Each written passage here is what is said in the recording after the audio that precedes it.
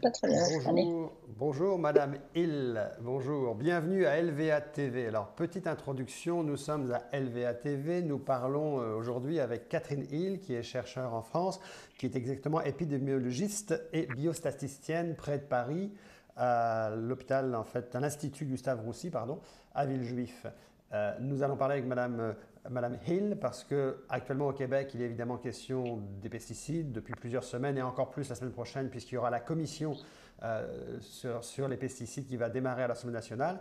Et on voulait parler avec cette chercheure, Madame Hill, parce que vous avez eu, Madame Hill, une petite phrase en fait sur France Culture la semaine dernière que j'ai entendue et qui m'a un peu interpellé en fait, où vous disiez que vous sembliez dire en fait qu'on parlait beaucoup des pesticides également en France, mais qu'on en parlait beaucoup alors que ce n'était pas forcément la cause principale selon vous du cancer, qu'il faudrait peut-être mieux parler des problématiques qui étaient liées au cancer, c'est-à-dire le vin, le tabac, etc. Est-ce que c'est ça que vous avez voulu exprimer sur France Culture? Oui, parce que la France est en train de discuter pour légiférer et d'interdire les épandages de pesticides avec une distance qui oscillait entre 150 mètres et 5 mètres des habitations, Oui. ce qui va compliquer énormément la vie des agriculteurs, sous prétexte qu'on risque d'exposer la population générale à des pesticides qui sont dangereux, alors que ces pesticides sont un peu dangereux pour les gens qui les manipulent, certainement, surtout autrefois où on prenait beaucoup moins de précautions qu'on en prend, j'espère, aujourd'hui, mais que pour la population générale, c'était vraiment s'angoisser pour des risques probablement totalement infinitésimaux et qu'il ferait mieux de se poser des questions. Si les maires voulaient légiférer sur la distance sur quelque chose, il ferait mieux de se pencher sur les problèmes du tabac et de l'alcool, qui sont quand même les deux premières causes de mort évitables, de maladies et de toutes sortes de choses en France. Ben, un peu comme ça s'est fait au Québec dans les dernières années, où aujourd'hui, pour fumer, on ne peut plus fumer à l'intérieur et il faut fumer à 9 mètres d'un bâtiment institutionnel, etc. Vous, en France, je pense qu'on peut encore fumer, plus dans les restaurants, mais sur les terrasses. Je pense que c'est encore possible en France. Oui, c'est encore, on parle de changer ça, mais ça change très doucement. Et en France, il y a encore 30% de fumeurs, ce qui est beaucoup. Donc la Puis, situation est... ouais, est-ce que le chiffre, je pense avoir vu dans les entrevues que vous avez donné 40 000 décès par le tabac en France par année, c'est un chiffre réel, ça? Ah non, c'est plutôt, ça dépasse 70 000. Ah, ça C'est passe déjà à 70 000. 40 000 dû à l'alcool. Dû à l'alcool, C'est ok. attribué à l'alcool, parce qu'on boit aussi beaucoup de vin et d'autres alcools en France. Enfin, c'est 58-59% du vin. Donc la consommation de boissons alcoolisées est très élevée. Ouais, d'ailleurs, vous avez dit, on va revenir aux pesticides tout à l'heure, mais je sais que sur le vin, j'ai lu aussi, vous allez me dire si je me trompe ou pas, mais j'ai fait un peu de recherche. Là, il vous avait dit à un moment donné, il faut par rapport au vin. Oui, vous avez eu un échange sur le vin dans un débat où j'ai vu, où vous disiez que le vin, c'est 58% de la mortalité liée à l'alcool. Parce que j'avais vu que votre ministre de l'Agriculture, Didier Guillaume, le ministre de l'Agriculture française, lui disait que le vin, dans une entrevue, il avait dit le vin, c'est pas tout à fait comme les autres alcools. Et vous, Oui, vous débattiez plutôt sur le fait que le vin, oui, si on en boit beaucoup, c'est dangereux. ce qui est toxique dans les boissons alcoolisées, c'est l'alcool pur, l'éthanol. Donc on s'en fiche que les gens boivent de la bière, du whisky, du pastis ou du vin. Ce qui compte, c'est la dose d'alcool pur qu'ils avalent. Donc le vin est plus dilué, mais si vous prenez du whisky, vous mettez beaucoup d'eau et des glaçons, vous allez avoir exactement la même quantité d'alcool. C'est juste une question de dilution. Ou votre pastis, si vous le diluez.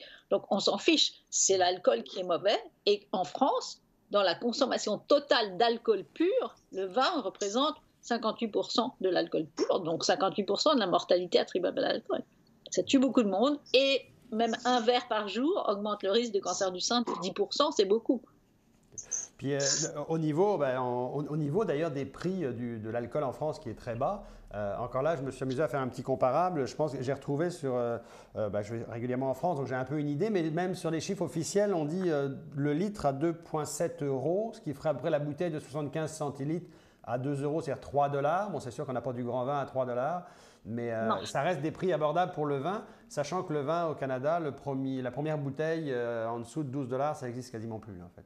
Il ne faut pas regarder le vin. Au Canada, il faut peut-être regarder la bière, quel est le prix de la bière, le prix plancher de la bière. C'est ça Ouais. qui est important. C'est le prix le moins cher. Donc, ce n'est pas du tout assez cher dans aucun pays. Les Écossais viennent de mettre un prix minimum pour une dose d'alcool. Une dose d'alcool, c'est 10 grammes d'alcool pur, c'est ce qu'on vous sert dans un café en France. Un petit verre de vin, 25 centilitres de bière, c'est 10 grammes d'alcool pur. Puis dans votre, débat sur l'alcool, le tabac, ramenons ça aux pesticides, au débat sur les pesticides. Là, vous dites, je sais dans plusieurs entrevues que tout ça est lié au fait que si le tabac est si peu cher ou l'alcool est si peu cher ou si accessible, c'est parce qu'il y a des lobbies en fait qui ne veulent pas que ça change. Mais c'est un débat qu'on entend aussi beaucoup autour des pesticides. Il y a des gens qui disent, oui, mais les pesticides, il n'y a rien qui change parce qu'il y a du lobby derrière les pesticides en fait. Oui, mais moi je suis épidémiologiste. Mon travail, c'est d'essayer de comprendre la mesure des risques.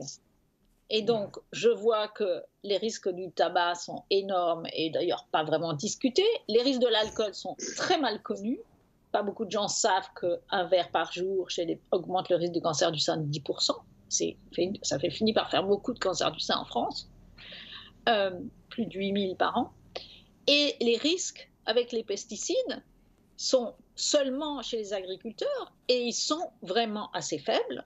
Disons que des agriculteurs qui ont manipulé du lindane qui est aujourd'hui interdit, ou du diazino, ou du malathion, ont en gros des augmentations de risque d'à peu près 40% ou 50%. Ça veut dire que de certaines maladies, souvent les lymphomes non-hodgkiniens, ça veut dire que quand des agriculteurs exposés ont un lymphome non-hodgkinien, pour 3 lymphomes non-hodgkiniens, c'est des agriculteurs exposés, il y en a 2 qui auraient eu lieu de toute façon, plus 1 en plus. C'est des augmentations, c'est à peu près 50%.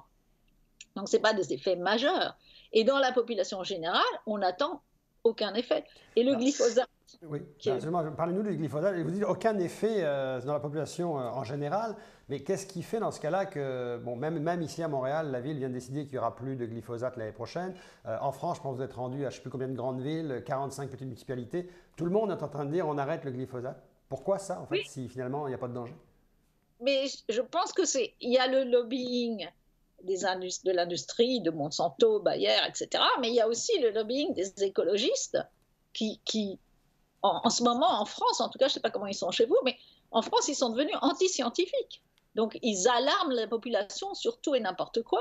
Ils font des dosages et ils trouvent des traces de ci ou de ça. Et ensuite, ils montent ça en épingle. Et du coup, on ne comprend plus rien sur la mesure des risques. Le glyphosate, les experts se disputent pour savoir si on peut vraiment être certain qu'il augmente le risque de lymphome non-hodgkinien.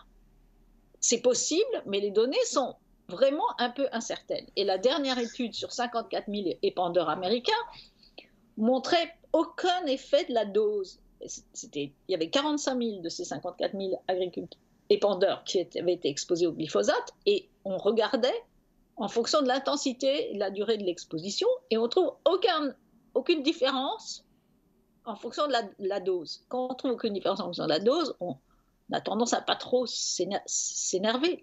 Donc, on ne sait pas vraiment si ça augmente le risque de lymphome non-hodgkinien ou pas chez les agriculteurs, mais si ça l'augmente, ça augmente pas beaucoup. Et donc, le risque chez les voisins, c'est forcément négligeable. Donc, notamment au niveau du glyphosate, je ne sais pas si vous êtes d'accord avec ça. Nous, on a fait une entrevue avec Gilles-Éric Serralini, qui est le scientifique français qui a attaqué Monsanto le premier avec la fameuse étude sur les rats. Mais lui-même reconnaissait quand même qu'il y a une confusion dans le discours, puisque lui, il attaquait le Roundup, il attaquait Monsanto, et il disait que le Roundup ne représentait que 40%. Le glyphosate n'était présent qu'à 40% dans la recette du Roundup, en fait. Ce chercheur a écrit un papier, ensuite ce papier a été rétracté, ensuite pour finir il a été publié. Je n'ai pas trop confiance en ça. Je ne sais pas ce que ce monsieur fabrique, c'est des expérimentations animales. Moi, ce n'est pas mon expertise. Ce travail a été énormément critiqué et je pense que ce n'est pas très raisonnable tout ça. Moi, je regarde les données sur l'homme. Oui. Puis par ailleurs, en tout cas, nous, on a une chercheure canadienne ici de Calgary qui est venue nous voir en studio, qui nous a expliqué que pour elle, le glyphosate faisait partie possiblement du pesticide le plus diluable dans la terre, en fait. Alors, c'est pour ça que le discours ici est très étendu parce qu'on a à la fois, c'est très polarisé, en fait. Il y a effectivement, comme vous dites, les environnementalistes, les écologistes qui ont un combat terrible contre zéro pesticide. D'un autre côté, des scientifiques qui défendent quand même le glyphosate versus d'autres utilisations qui seraient l'atrazine ou autres. Donc, c'est très compliqué de trouver un juste milieu et une compréhension de tout ça, en fait. Il faut mesurer les risques. Donc, les problèmes dans l'environnement, les produits qui s'accumulent, c'est tout à fait un autre problème. Bon, c'est sûr que quand les produits ne sont pas dégradés, il y en aura de plus en plus et c'est un problème qu'il faut étudier, auquel il faut réfléchir. J'en sais rien, moi, sur le glyphosate, c'est comment ça se dégrade. Ce que vous dites, l'impact, c'est sur l'homme. Ce qu'on entend actuellement dans les médias généralistes, c'est attention, il y a du glyphosate quelque part, on a du glyphosate en nous, c'est dangereux, on va avoir des cancers. Vous dites que ce n'est pas forcément ça. Je dis que dans les populations les plus exposées, c'est toujours comme ça qu'un épidémiologiste commence à réfléchir. Si on vous dit, est-ce que ce machin-là est dangereux, on va d'abord regarder, est-ce qu'il y a des gens qui sont exposés beaucoup, longtemps à ce machin-là, pour voir, c'est là qu'on a le plus de chances de voir un signal, de détecter un problème. On va prendre les gens qui passent à côté d'une terrasse où il y a un fumeur une fois par semaine pour se demander si le tabac fait beaucoup de mal. Donc on prend les cas, on cherche les gens les plus exposés. Quand, avec le glyphosate, on cherche les gens les plus exposés et qu'on les étudie, on trouve des données qui sont franchement pas très inquiétantes. Peut-être que ça augmente le risque de lymphomyosarcome, mais les données sont vraiment pas très convaincantes. C'est possible.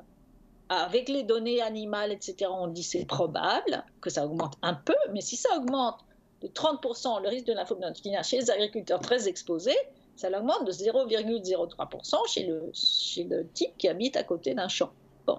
Donc en fait, ce que vous dites, c'est qu'on fait un gros débat médiatique autour d'une problématique qui est beaucoup moins importante que d'autres problématiques qu'on ne regarde pas. Absolument.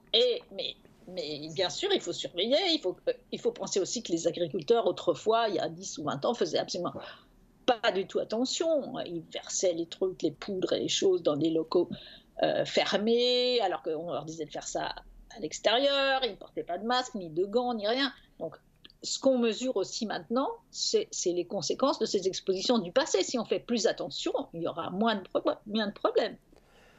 Puis, dans un cadre général, par rapport à ce que vous disiez tout à l'heure, les écologistes renient un peu la science, d'une certaine façon, vous semblez dire. Puis, comment vous jugez le fait que, d'un côté, les mêmes environnementalistes, les mêmes écologistes sont très à l'écoute des scientifiques quand on nous dit en 2100, on va avoir 7 degrés de plus sur la planète. Mais par contre, quand on dit dans le glyphosate, il n'y a pas de danger, là, on n'écoute plus les scientifiques. Pourquoi c'est chaque oreille qui écoute, une oreille à droite, une oreille à gauche? Parce que les gens ne sont pas très logiques. Et on a beau leur dire que le tabac tue un consommateur sur 2, ils continuent à fumer tranquillement. Et c'est juste très difficile. C'est très, très difficile de revenir à des choses évidentes. Il suffit de regarder les données. Où sont les données? Ouais, donc ça passe par de la pédagogie, du didactique, en fait. Oui, absolument. Il faut aussi que les médias, en France, alors les médias, ils sont complètement... pas du tout, même Le Monde, par exemple, est un journal anti-scientifique sur ce sujet. OK, vous estimez que même des journaux de référence pourraient être devenus des journaux contre les scientifiques? Oui, sur certains sujets, c'est juste anti-scientifique. Il faut dire que c'est dangereux, il faut affoler les gens, c'est une espèce de catastrophisme, il y a des choses dangereuses. Et l'environnement, c'est un problème d'environnement, c'est surtout un problème d'environnement. En faire un problème de santé, c'est du cafouillage. S'il n'y a pas de conséquences sur la santé, il faut le dire. Une petite dernière question, encore là, qui rejoint l'aspect médiatique dans le monde et sur le plan environnemental. On voit tous l'effet Greta Thunberg, la jeune fille en fait, qui a traversé l'Atlantique pour revenir aux États-Unis, se soucier des changements climatiques. Encore là, le traitement, vous, de France, vous voyez ça comment, l'effet Greta, en fait? Est-ce que c'est sincère? Est-ce que c'est un peu rocambolesque? Est-ce que c'est exagéré? Cette histoire de climat, c'est vraiment pas mon sujet. Je regarde ça avec intérêt. Je pense qu'il y a... vous avez dit 7 degrés d'ici? Récemment, il y a des études qui sont sorties en nous disant que l'augmentation du climat pourrait être on parlait avant de plus 2 degrés si on respectait les normes qu'on s'était données, plus 2, plus 4 degrés. Là, on parle de peut-être plus 7 degrés en 2100. Ça paraît absolument énorme. Et ce qui me frappe quand je regarde les articles, etc., on ne dit jamais cette augmentation, c'est entre quand et quand, qu'est-ce qui est déjà observé là-dedans et qu'est-ce qui est juste une projection dans l'avenir. Et je trouve que si vous regardez, vous cherchez sur Internet, les graphiques d'évolution de la température, etc., il n'y a pas d'échelle. C'est écrit des choses vraiment obscures en ordonnée. Ce qui est représenté, on n'arrive pas bien à comprendre. En fait, j'ai fini par comprendre que c'était la température moyenne comparée à la moyenne sur une période qui varie. Quelquefois, c'est 19 avant, autour de 1900. Enfin, c'est complètement pas clair, quoi, cette histoire. Donc, il faut exiger des données plus transparentes et plus compréhensibles sur cette histoire de climat. Et Donc, après, oui, allez. après, ce sont des projections, et il faut expliquer sur quoi on a basé les projections pour arriver à ce résultat-ci ou ces résultats-là, au lieu d'alarmer les gens en balançant des chiffres dans tous les sens que personne ne comprend. Alors, écoutez, Madame Hill, on vous remercie. On retiendra en tout cas que s'il y a une chose qu'on retiendra de l'entrevue, c'est qu'il est important que les médias s'abreuvent auprès des scientifiques pour vraiment arriver avec une information claire auprès de la population. Et puis, ça nous fera plaisir de diffuser cette entrevue dans les prochains jours, en pleine période, où il va justement se débattre du sujet des pesticides au Québec. Très bien. Merci beaucoup. Merci. Au revoir.